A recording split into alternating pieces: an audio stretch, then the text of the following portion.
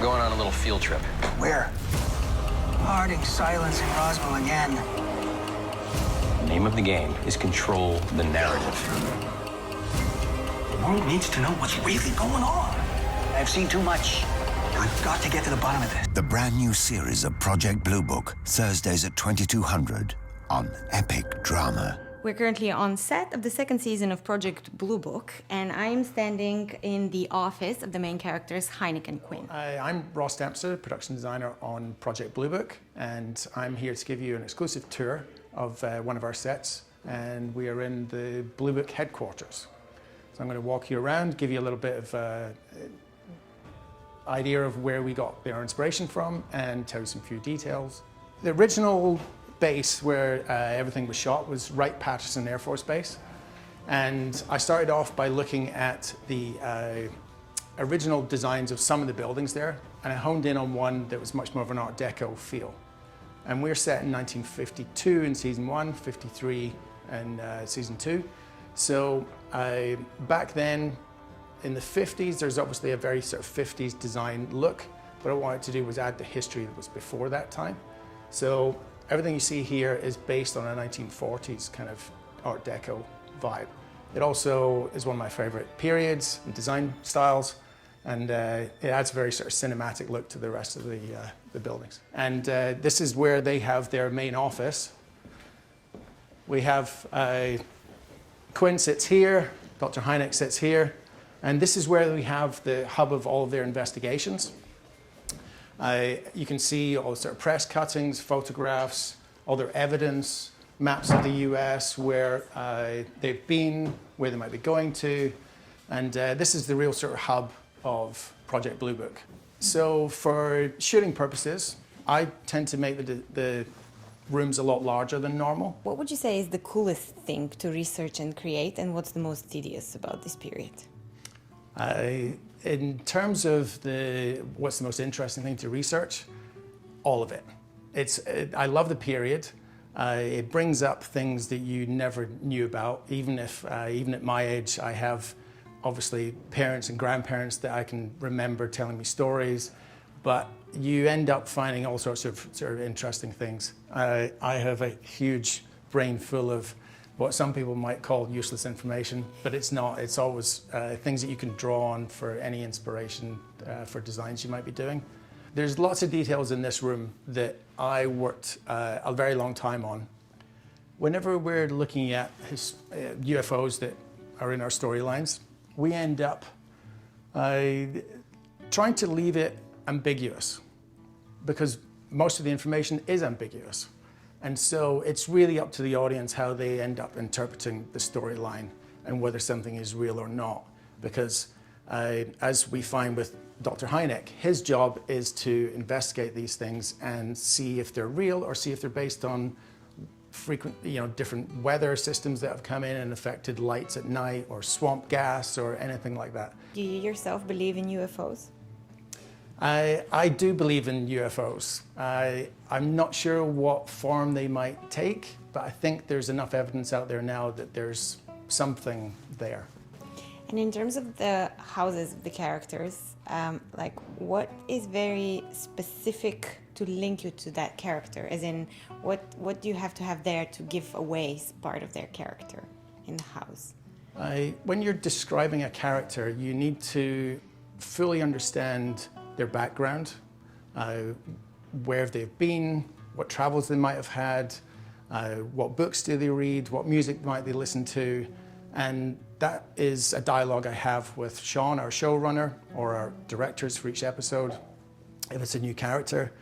And so you try and glean as much of that information as you can, and then I use that to design the space around them. And down here we have a hallway where We have one of their sort of secondary rooms. There's a file room, cine room, where they look after all of their evidence and photographs is all gathered together. We have some nice entrances and exits so that we can have some real action going through. We even had a kidnapping scene taking place throughout this whole space in here last season. So if you come in here, we're in the general's office. This is Ronaldo, one of our first ADs. John Scott, our director of one of our episodes coming up here. Sorry to interrupt you guys, put you on the spot. Just we're working out our shot list for the episode 208. So. But this is where General Valentine and Harding do all of their plotting about where Hynek and Quinn might end up. They're pretty much the sort of masters of those two, and try and puppet a lot of what goes on. But Hynek and Quinn always try and get the better of them. So that completes the tour of Blue Book headquarters, and now I'm going to take you to have a look at the Hynek house and Quinn's apartment. Thanks. So here we are, we're in the Hynek house, and we're going to do a little tour. I'll show you around, and you get to see some of the sort of close-up secrets of the house. When I was designing this house, we had already found an exterior, but I wanted to adapt the interior to be more camera-friendly, a little more cinematic. We shoot in a wide format, so everything in the house is designed to fit along those lines. There's an architect from LA called Quincy A. Jones, and there was a lot of details in some of his designs that I thought were really cool to be put into ours. Some of the ceiling details and the little skylight above the kitchen. But we've tried very hard to make this period accurate. We wanted to amp up the colors a little bit. There's a lot of colors in the early 50s. They're a little on the drab side, so we reupholstered a lot of furniture that we found and just gave it a little bit more extra color. We got a whole bunch of custom carpets done, other fabrics around, lots of custom items in here just to make sure it's not only accurate for the period, but looks great on camera. Over here we have a vintage kitchen. We found an original fridge, managed to get it to work. Again with the stove as well, so that we can actually have practical things going on camera. But this is all Bakelite handles, reproduction, but still pretty hard to find. And all this kind of wood paneling, again, was part of sort of Quincy Jones's kind of styling details. And then our dining room, starting to move into sort of more postmodern furniture area, a lot of sort of Scandinavian style. And the other thing I wanted to bring into the Hynek house was Mimi's sensibilities, and that she's a person looking forward and starting to pick up on what modern trends might be. And she wants to be a little more emancipated from her life, first of all, as a housewife, and then she starts to become a much bigger character. Donna never struck me as the type. To run off with another man? To leave her husband. No warning, no note. Yeah, I just saw her stocking up her bomb shelter the other day. It doesn't make sense. I don't know, Mimi. You never know what goes on behind closed doors. What secrets people are hiding. So now we're going to continue our tour in Quinn's apartment and have a little look at how he lives. So this is based a lot more in a 1930s apartment. With the idea that Quinn, he has some money, but he's not a rich man. He's still an officer in the US Air Force.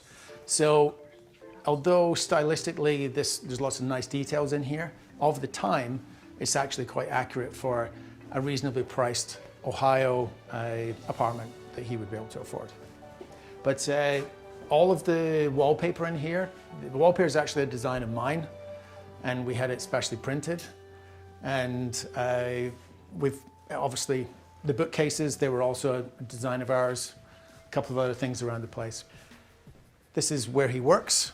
He has a new sofa now, because there's an episode where something happens and everything gets trashed in here.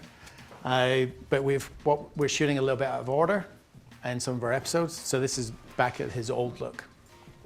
But we also have a little period bathroom, which is down here. So this is Quinn's bathroom, obviously. It's a vintage bathroom set that we found, and I don't really like to fake anything. I like everything to feel real.